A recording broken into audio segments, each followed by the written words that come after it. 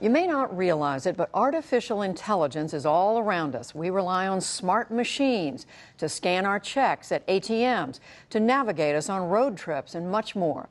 Still, humans have quite an edge. Just today, 4 of the world's best Texas Hold'em poker players won an epic 2-week tournament against, yes, an advanced computer program. The field of artificial intelligence is pushing new boundaries. Hari Srinivasan has the first in a series of stories about it and the concerns over where it may lead. It's the latest report in our ongoing Breakthrough series on invention and innovation.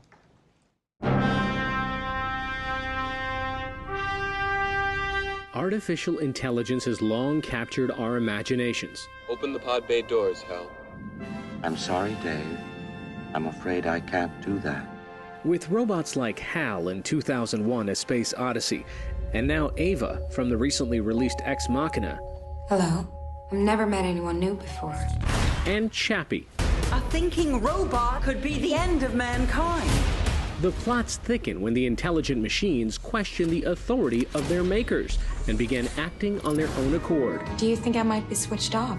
It's not up to me. Why is it up to anyone? Make no mistake, these are Hollywood fantasies, but they do tap into real-life concerns about artificial intelligence, or AI. Let's release the Titan.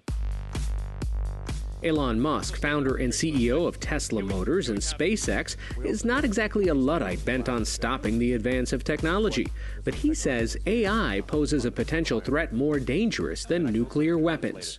I think we should be very careful about artificial intelligence. If I were to guess at what our biggest existential threat is, it's probably that. And with artificial intelligence, we are summoning the demon.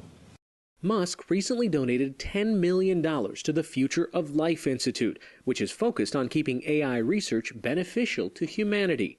Add his voice to a list of bright minds like physicist Stephen Hawking, Microsoft founder Bill Gates, and several leaders in the field of artificial intelligence. Among them, Stuart Russell, who heads the AI lab at the University of California, Berkeley. What concerns you about how artificial intelligence is already being used or will be used shortly? In the near term, the biggest problem is the development of autonomous weapons. Everyone knows about drones. And there we're up in the air. Drones are remotely piloted. They're not robots in a real sense. So there's a person looking through the camera that's on the aircraft and deciding when to fire. An autonomous weapon would do all of that itself. So it chooses where to go, it decides what the target is, and it decides when to fire.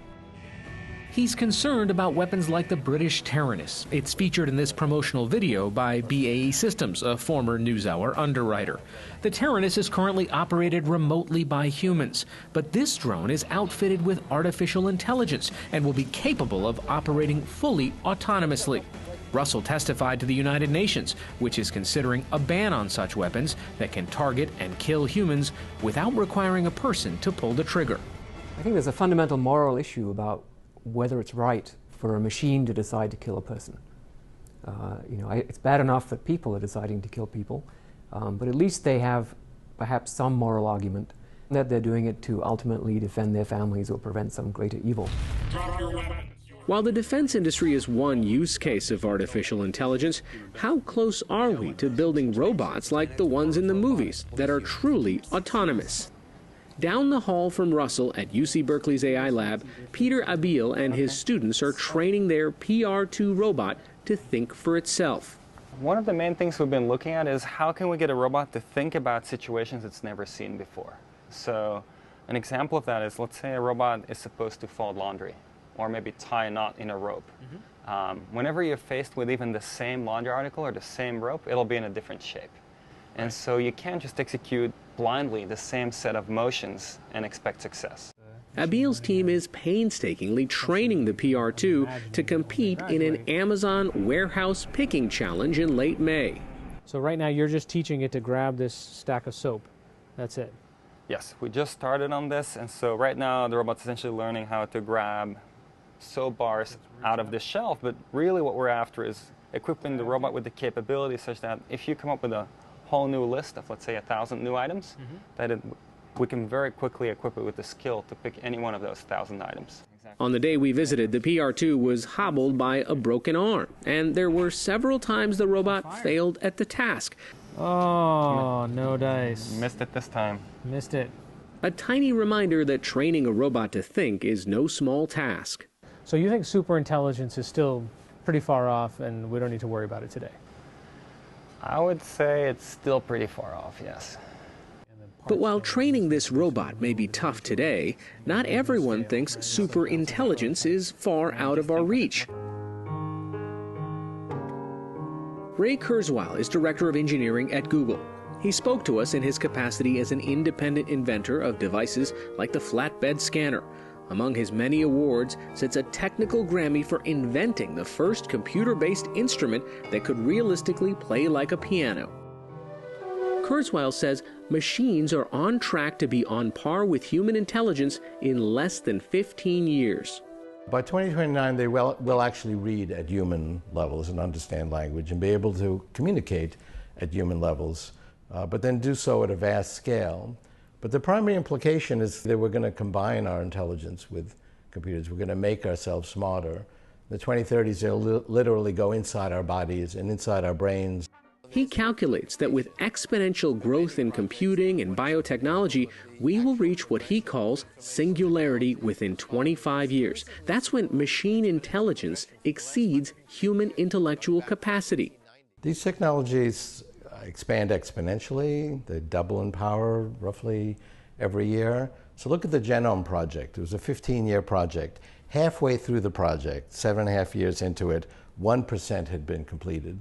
So some people looked at it and said, well, 1%, we just barely got started. I looked at it and said, 1%, well, we're halfway through, because 1% is only 7 doublings from 100%, and it doubled every year. 7 years later, it was finished. So from one perspective, we're at an early stage in artificial intelligence, but exponentials start out slowly and then they take off.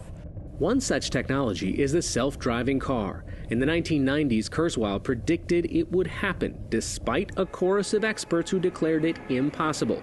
Today, self-driving cars have been test-driven without incident for hundreds of thousands of miles, but are not quite ready for consumers.